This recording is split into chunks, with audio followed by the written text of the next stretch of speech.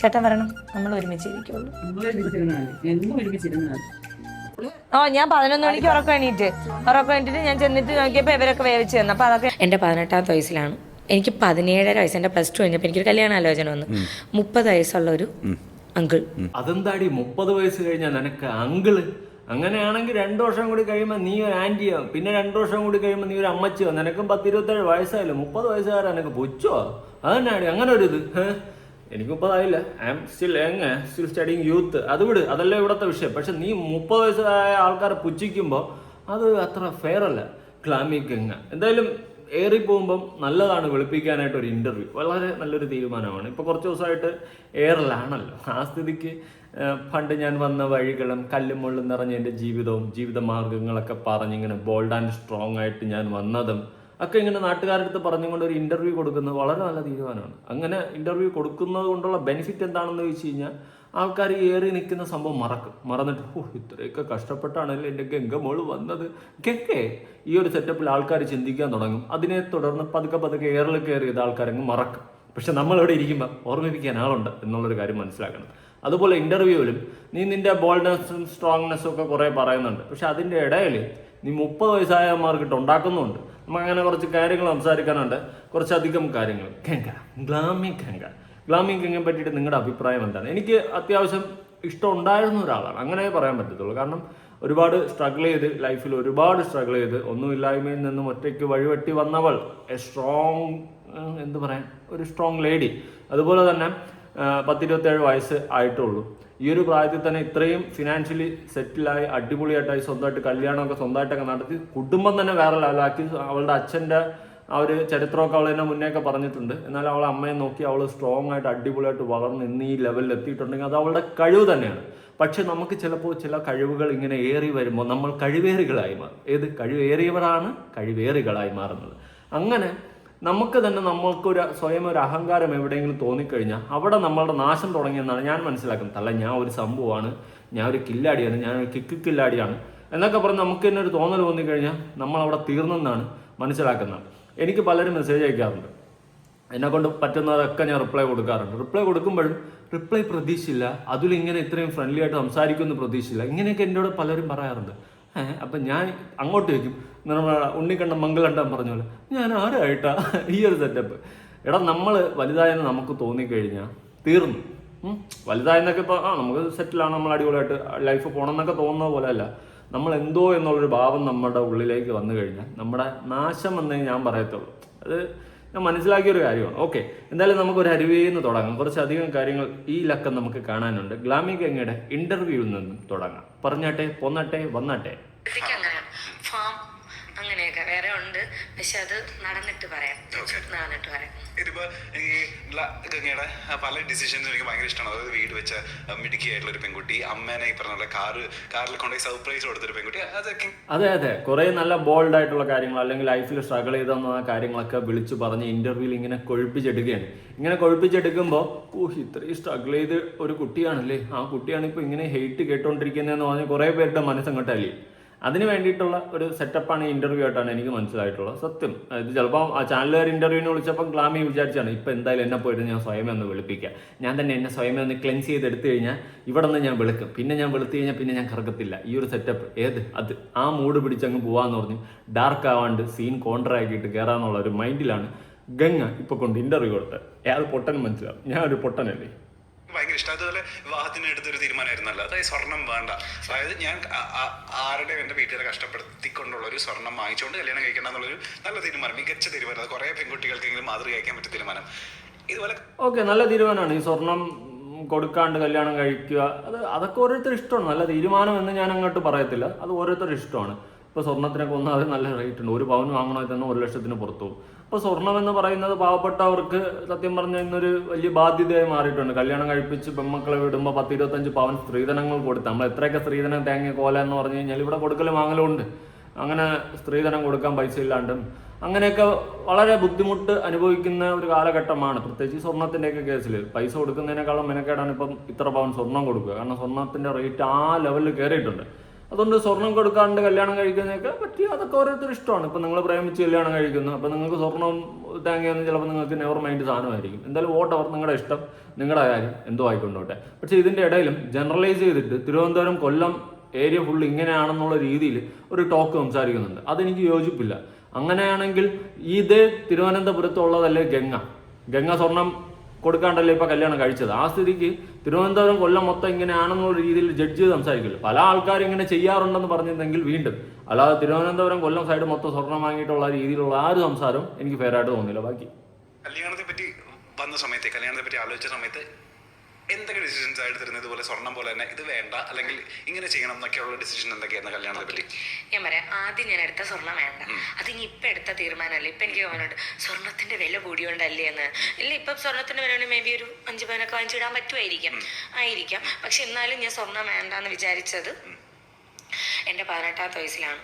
എനിക്ക് 17 വയസ്സ്, എൻ്റെ +2 കഴിഞ്ഞപ്പോൾ എനിക്കൊരു കല്യാണ ആലോചന വന്നു. 30 വയസ്സുള്ള ഒരു അങ്കിൾ. അപ്പം ഇന്ന് അതെന്താടി 30 വയസ്സുള്ള അങ്കിൾ?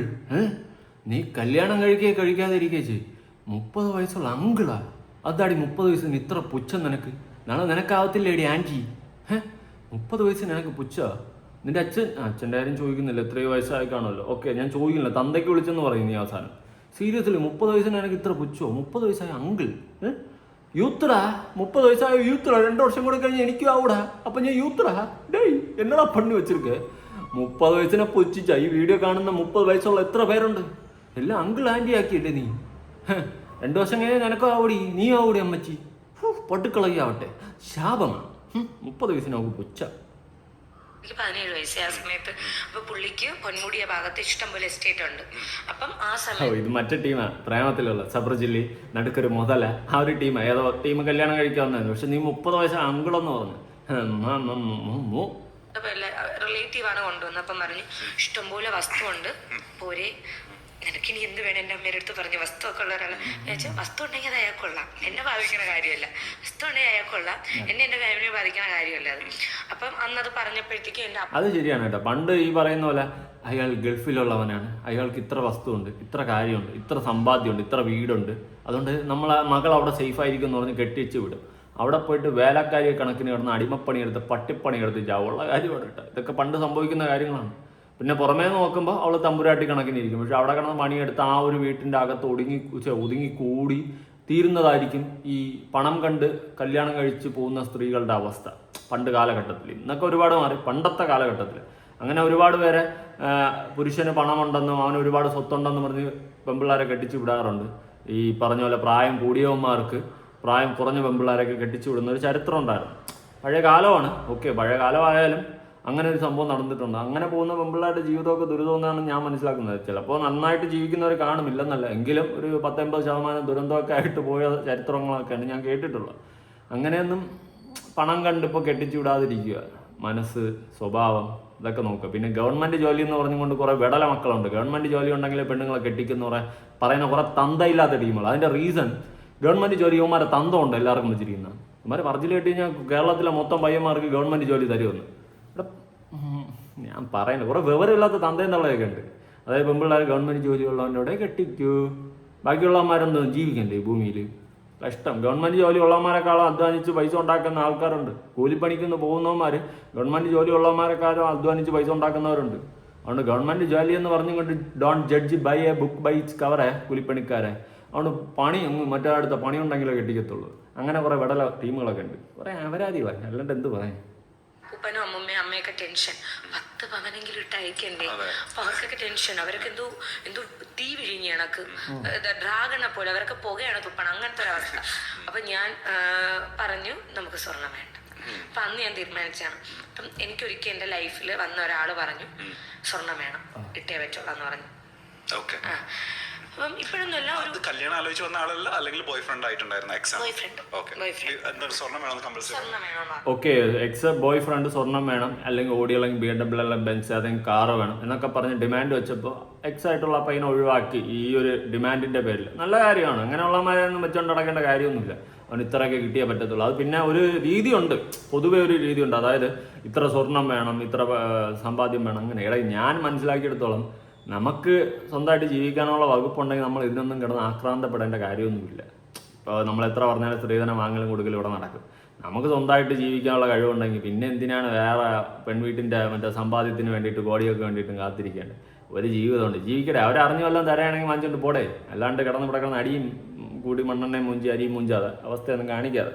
പിന്നെ സ്വർണം കെട്ടിക്കൊണ്ട് വരുന്ന സമയത്ത് പെണ്ണ് ഇത്ര കൊണ്ടുവന്നു, പെണ്ണ് ഇത്ര വലിയ വണ്ടി തന്നു എന്നൊക്കെ പറഞ്ഞ് നാട്ടുകാരെ ഒന്ന് കാണിച്ച് പൊലിപ്പിക്കാൻ വേണ്ടിയിട്ടൊരു പ്രഹസനങ്ങൾ നടത്താറുണ്ട്. എന്തിനു ഞാൻ ഉള്ള കാര്യം പറയാം, ഈ നാട്ടുകാരെ നാറികളൊക്കെ വിളിച്ച് തിന്നാൻ കൊടുക്കുന്നതിനേക്കാളും നല്ലത് അങ്ങ് അല്ലാണ്ട് കെട്ടിപ്പോകുന്നതാണ് നല്ലത്, വല്ല രജിസ്റ്റർ മാരേജും ചെയ്തു പോകുന്നത്. സത്യമുള്ള കാര്യം പറയുന്നത്, എല്ലാ നാട്ടുകാരെയും ഞാൻ കുറ്റം പറയുന്നില്ല. എന്നാൽ തന്തയില്ലാത്ത നാറികളുണ്ട്, കല്യാണം മുടക്കുന്ന ചെറ്റകൾ, ഇങ്ങനത്തെ കുറേ നാറികളുണ്ട്. പേഴ്സണൽ അറിയാവുന്ന കാര്യങ്ങളാണെന്നങ്ങ് കൂട്ടിക്കും. അത്തരം ചെറ്റകളാണ് നമ്മുടെ വളർച്ച കണ്ട് അസൂയപ്പെടുന്ന വെറും നാറികളാണ് കുറേ നാട്ടുകാർ, ഒരു 90%. വളരെ വിരലിലെണ്ണാവുന്നവർ മാത്രമേ നമ്മുടെ നല്ലത് കണ്ട് സന്തോഷിക്കുന്നവരുള്ളൂ. എന്നാൽ ഒരു 90% നാറികളാണ്. ഇപ്പുറത്തേനും ചിരിച്ച് കാണിച്ചിട്ട് അപ്പുറത്ത് വരുന്ന മറ്റേ വർത്താനം പറയും. അങ്ങനത്തെ നാറികളാണ് നാട്ടുകാർ. നമ്പരുത്. ഊഫു ലൈഫിൽ സ്വർണ്ണം വേണ്ട, കല്യാണത്തിന് സ്വർണ്ണം വേണ്ട. അപ്പം ഞാൻ പിടി നിൽക്കുകയാണ്. ഞാൻ പറഞ്ഞു പറ്റൂല, നോക്കണ്ട, സ്വർണം ഇടാൻ വേണ്ടിയിട്ട് പറ്റൂല എന്ന് പറഞ്ഞു.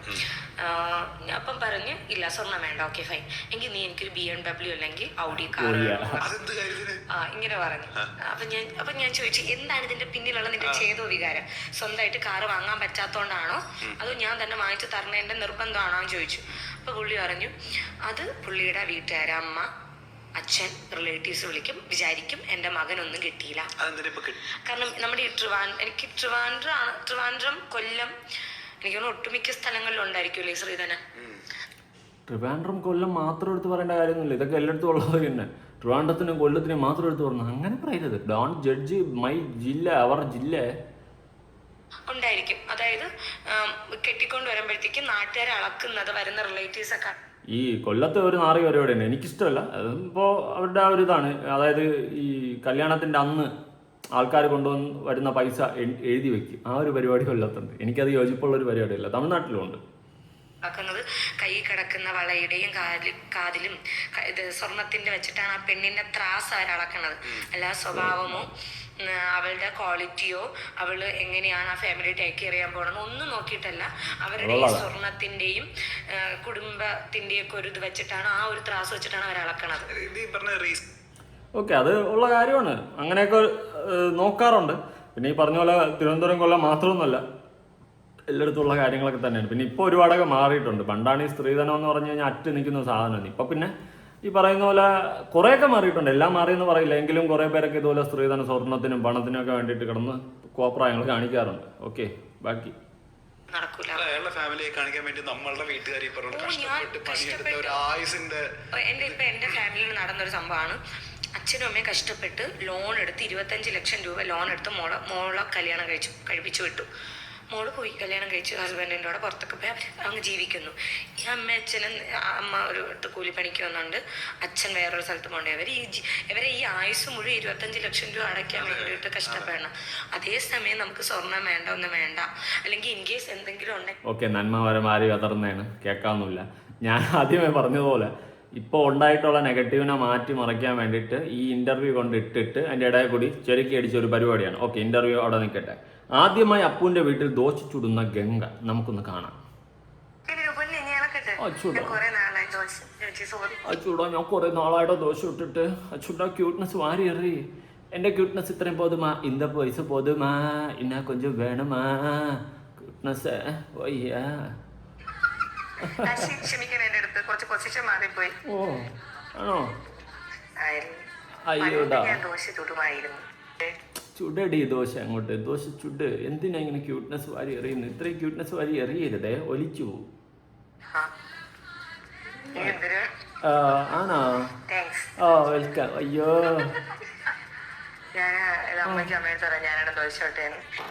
എടി നിനക്ക് നന്നായിട്ട് പാചകം ചെയ്യാറിയ, പിന്നെ എന്തിനാണ് ഈ പ്രകസനം? എന്തിനാണ് ഈ എള്ളുള്ളുള്ള വാവയെ പോലെ കളിക്കുന്നത് ഈ കളി? എന്നിട്ട് ആവശ്യമൊന്നുമില്ല. എനിക്കറിയാം എന്നെക്കാളും നന്നായിട്ട് ദോശ ഇടാം കേട്ടോ.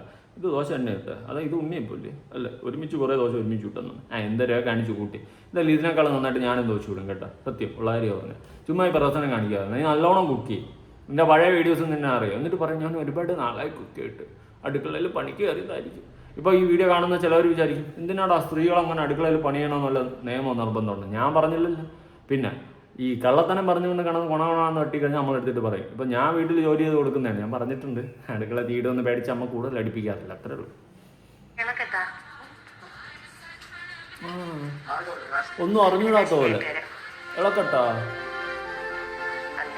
അയ്യോ ഒന്നും അറിഞ്ഞൂടാ കേട്ടാ. ഉള്ളുള്ളു വാവ. വെന്ത്. അയ്യോ ഒന്നും അറിഞ്ഞുകൊടുത്ത് ഉള്ളുള്ളു വാവ. ഇപ്പോഴാണ് ഓരോന്ന് പഠിക്കണത്. ഇത്രയും ദിവസം ചുച്ചു പാലുകൂടി മാറാത്ത പിള്ള വീട്ടിൽ നല്ലോണം കുക്ക് ചെയ്തുകൊണ്ട് നടന്നോളാം. എന്നിട്ട് കൊണോണാന്ന് പറഞ്ഞ് തള്ളി മറിക്കണം. എങ്ങനെയല്ലേ സാധിക്കണം ഇങ്ങനെ തള്ളാൻ? റൊമാൻറ്റിക് മോഡ് 1 കാണാം. പിന്നെ ഇവിടെ പോയി നമുക്ക് പാഞ്ഞ അപ്പുട്ടാ കൊട്ടാര വീട്ടിൽ അപ്പുട്ടനാണ് ഇനി. എന്താ പറ?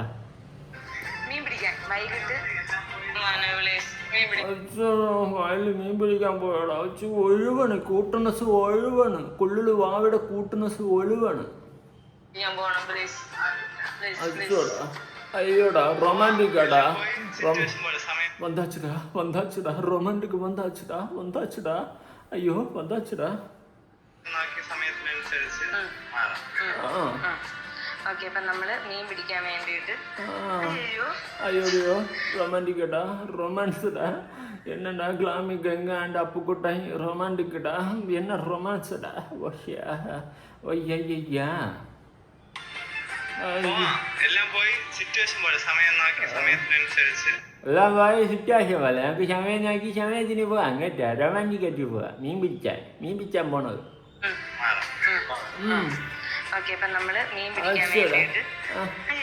അയ്യോ റൊമാൻസ്ഡാ. എന്റെ കല്യാണം കഴിഞ്ഞതാണ്. നമ്മുടെ മോളുടെ കാര്യത്തിൽ നമ്മൾ നല്ലപോലെ ഒരു തീരുമാനം എടുത്തിട്ടുണ്ട്. അതവിടെ കിട്ടും, നമുക്ക് അതിലോട്ട് വരാം. അതിന് മുമ്പേ ബാക്കി കാണാം. ലിപ്സ്റ്റിക് ഇട്ടിരിക്കും. ആര് നോക്കട്ട്? ഞാൻ 11 മണിക്ക് ഉറക്കണിട്ട് ഞാൻ ചെന്നിട്ട് നോക്കിയപ്പോ ഇവരൊക്കെ വേവിച്ചു തന്നു. അപ്പൊ അതൊക്കെ ഞാൻ തിന്നോണ്ട് അച്ഛട്ടാ ഞാൻ 11 മണിക്ക് ഉറക്കം അഴിച്ചിട്ട് ഞാൻ പോയി. എനിക്ക് ചോയ്സ് ഉണ്ട്. ഒന്നും ചെയ്യാതിരിക്കാനുള്ള ചോയ്സ് എനിക്കില്ലേ പൂട്ട? പൂട്ടമ്മ ഒന്നും ചെയ്യണ്ട. അതെ, ഒന്നും ചെയ്യാണ്ടിരിക്കാനുള്ള ചോയ്സ് എനിക്കുണ്ട്. അപ്പുക്കുട്ടൻ്റെ ടുട്ടു ഇരുന്നാതിന്ന് പറഞ്ഞു. അയാൾ എനിക്ക് വെള്ളം കൊണ്ട് തരും, അതുകൊണ്ട് തരും. അപ്പൊ ഞാൻ അവിടെ ഇരിക്കും. എന്നിട്ട് എല്ലാം ചെയ്തു തരും. തുണി മടക്കി തരും, തുണി വിരിച്ചു തരും. തുണി നീ എന്തോ ഇപ്പൊ ജനിച്ചേ ഉള്ളൂ, നിനക്ക് എല്ലാം വിരിച്ചു. നിന്നെ കുളിപ്പിച്ചും കൂടി നീ ഇരുത്തോടിയാ എന്തുവാടേ?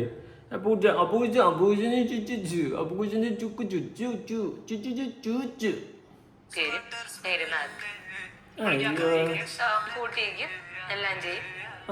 അപ്പൊ ഇന്നലെ റൂമിൽ കുറെ വേസ്റ്റ് ഉണ്ടാക്കുന്ന രാവിലെ അപ്പൊ കുജന്റെ ചൂച്ചു റൂമിൽ വേസ്റ്റ് ചൂച്ചു ലിപ്സ്റ്റിക് ഇട്ടിരിക്കും. അച്ചോടാ ഗെറ്റ് റെഡിയൊക്കെ എടുത്ത് ലിപ്സ്റ്റിക് ഒക്കെ ഇട്ട് ഞാൻ അവിടെ അങ്ങ് ഇരിക്കും. അച്ചോടാ ചക്കുച്ചു വാവ കൂച്ചു ചുച്ചു. അയ്യോ കഷ്ടം. കാറിൻ്റെ അകത്തുള്ള റൊമാൻസ് കാണാം.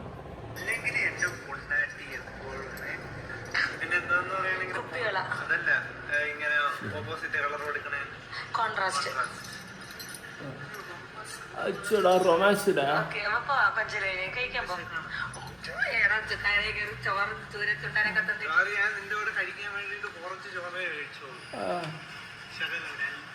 കുറച്ച് കഴിച്ചോളൂ അല്ലേ? എനിക്ക് അത്യാവശ്യം നല്ലതായിട്ട് എന്തെങ്കിലും വേണം. നല്ലതെന്ന് പറയുമ്പോ നോക്ക്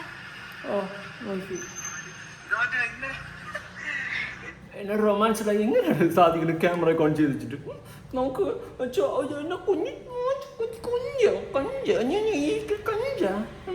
റൊമാൻസ്ഡാ മിമിച്ച പോച്ച ഞാൻ ചുറ്റു. നീ അവിടെ ഇരുന്നപ്പോ ഞാൻ രാവിലെ ഇരുന്ന് ഓർമ്മ ഉണ്ടാ? ഞാൻ കുറച്ച് നാളെ എടുത്ത് വെച്ചിട്ട് എനിക്ക് വെട്ടി ബോക്സിലാക്കി അങ്ങ് വയ്ക്കും കഴിച്ച്. അപ്പോഴത്തേക്ക് നമുക്ക് എന്തെങ്കിലും ആവശ്യമുണ്ടെങ്കിൽ എനിക്ക് എടുത്ത് വെച്ചോണ്ട് പോവാം. ഗദ്ദാഫി ഉണ്ട്, അതാണ് ഗദ്ദാഫി. എന്ത് തേങ്ങ പറയണത്? ദൈവത്തിനറിയാം, എനിക്കറിയാൻ പാടില്ല. ഞങ്ങൾ ഒരുമിച്ച് ഇരിക്കുള്ളൂ. നീ എവിടെ പോയി? ചേട്ടാ പറയണം, നമ്മൾ ഒരുമിച്ച് ഇരിക്കുള്ളൂ. അങ്ങോട്ട് പോകെ ഇതെല്ലാം കണ്ടാൽ മതിയായിരുന്നു. ഞങ്ങൾ ഒരുമിച്ച് ഇരിക്കത്തുള്ളൂ. കുക്കൂട് വാവയല്ലേ?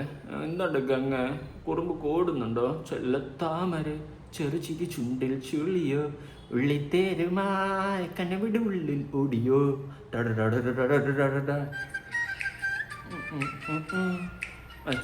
അയ്യോ റൊമാൻസ്ഡാ. റൊമാൻസ് വരുന്നടാ. റൊമാൻസ്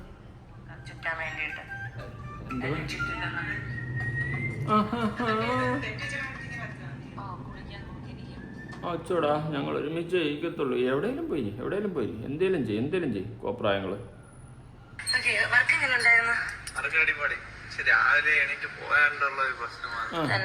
പിന്നെ നിനക്ക് വേണ്ടി ഇനി രാത്രി വർക്കാക്കി തരാടാ.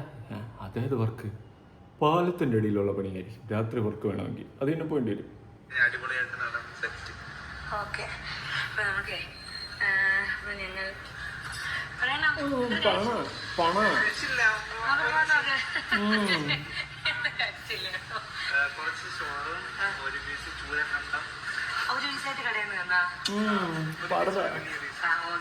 അപ്പൊ നമുക്ക് ഞാൻ കഴിച്ചില്ല 4:30 നമുക്ക് കഴിച്ചിട്ട് നമുക്ക് നമ്മുടെ മീനുവിന്. സത്യം പറയാലോ, നീ ഒരു പൂക്കിയായി മാറി ഗംഗെ. സത്യം ഇമാതിരി പൂക്കിയാവും ഞാൻ വിചാരിച്ചില്ല. എന്തോന്നിത് ചെല്ലം ഇങ്ങനെ ഒഴുകാണ്, നിരനിരയായിട്ട് ഒഴുകാണ്. പൂക്കി തന്നെ, നീ വെറും ഒരു പൂക്കി മോള് തന്നെ. അവൾ എടുത്ത തീരുമാനമാണ്. എന്റെ കല്യാണം കഴിഞ്ഞതാണ്, അതുപോലെ തന്നെ നമുക്ക് പരസ്പരം മുന്നോട്ട് പോകാൻ പറ്റാത്തതുകൊണ്ട് നമ്മൾ വേറെ വെച്ചിട്ടുണ്ട്. കാരണം ആ പുള്ളിക്കാരി ഇപ്പൊ വേറൊരു കല്യാണം കഴിച്ച് ജീവിക്കുന്നുണ്ട്. നമ്മുടെ മോളുടെ കാര്യത്തിൽ നമ്മൾ നല്ല പോലെ ഒരു തീരുമാനം എടുത്തിട്ടുണ്ട്. മോളുടെ കാര്യത്തിൽ ഞാൻ പറഞ്ഞോട്ടെ, അത് അവർ രണ്ടുകൂടെ എടുത്ത തീരുമാനമാണ്. അത് സോഷ്യൽ മീഡിയയിൽ അറിയിക്കേണ്ട കാര്യമില്ല. അതെ എന്റെ മോളുടെ എന്നും പറഞ്ഞ ആവശ്യമില്ല. അത് അവരുടെ എടുത്ത തീരുമാനമാണ്, അതിനെ റെസ്പെക്ട് ചെയ്യാന്നുള്ളത്. ഓക്കെ, നിങ്ങളെന്താന്ന് വെച്ച് ചെയ്തോ. നമ്മളാരെങ്കിലും ചോദിച്ചോ നിങ്ങളുടെ മോളെ കേസ് പറയുന്ന കേട്ട് കഴിഞ്ഞാൽ? മോളെ കേസ് നമ്മളാരോ ചോദിച്ച് നിങ്ങളെന്ത് തീരുമാനം എന്തോ ചെയ്യണേ? ഈ പ്രഹസനമൊക്കെ എന്തിനാണ് നാട്ടുകാരൊന്ന് കാണിക്കുന്നത്? ഇതൊക്കെ കാണിക്കണുണ്ടല്ലോ നമ്മളൊക്കെ പറയുന്നത്. സത്യം കാണുമ്പോൾ ചൊറിഞ്ഞു പറഞ്ഞു ചില സമയത്തൊക്കെ കുന്തളിപ്പുകളെ. അല്ലാണ്ട് എന്ത് പറയാൻ. ഗംഗയുടെ ചെക്കൻ്റെ 2ാം വിവാഹം. അതെന്താ സംഭവം? ഞാൻ മാരീഡ് ആണ്.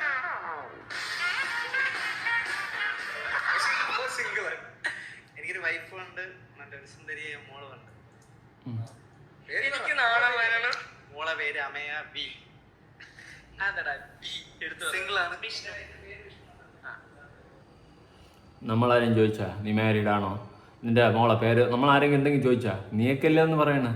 നീയൊക്കെ തന്നെ പറഞ്ഞിട്ട് വരും നിങ്ങളൊന്നും ആരും നമ്മളോടൊന്നും ചോദിക്കില്ലെന്ന്. എന്തു പരിപാടിയാ കണ്ടോണ്ടിരിക്കണം നമ്മൾ തന്നെ പൊട്ടണ്ണ. ഇതെന്താ സംഭവം നോക്കട്ടെ. നിങ്ങൾ ലോങ് ഡിസ്റ്റൻസ് ആയിക്കോട്ടെ, എന്ത് കൈൻഡ് ഓഫ് റിലേഷൻഷിപ്പ് ആയിക്കോട്ടെ, ലോയൽ എന്ന് പറയുന്ന ഒരു ബന്ധം നിൽക്കണമെന്നുണ്ടെങ്കിൽ അത് ഭയങ്കര വലിയ ഇമ്പോർട്ടൻ്റ്. ഒരാളല്ല, ലൈക്ക് രണ്ടുപേരും ലോയലായിരിക്കണം. ഒരാൾ ലോയലായിരുന്ന കൂടുതൽ വേദനിക്കും. അങ്ങനെ ജീവിച്ചിരിക്കുന്ന സ്മാരകങ്ങൾ ഉണ്ട്. അങ്ങനെ ജീവിച്ചിരിക്കുന്ന സ്മാരകമാണോ? ലോയൽറ്റിയൊക്കെ ഉണ്ട് ഇല്ലെന്നൊക്കെ പറയണം. ദൈവത്തിനറിയാം. കുറേ ദിവസം കഴിയുമ്പോൾ അറിയാം ഇതൊക്കെ ഏതൊക്കെ വഴി എങ്ങനെയൊക്കെ ആയെന്ന്. ഇതിൻ്റെ സത്യാവസ്ഥ ദൈവത്തിന് തന്നെ ബാക്കി ഒരാൾക്കറിയാം. ഇതെന്താ കാറ്?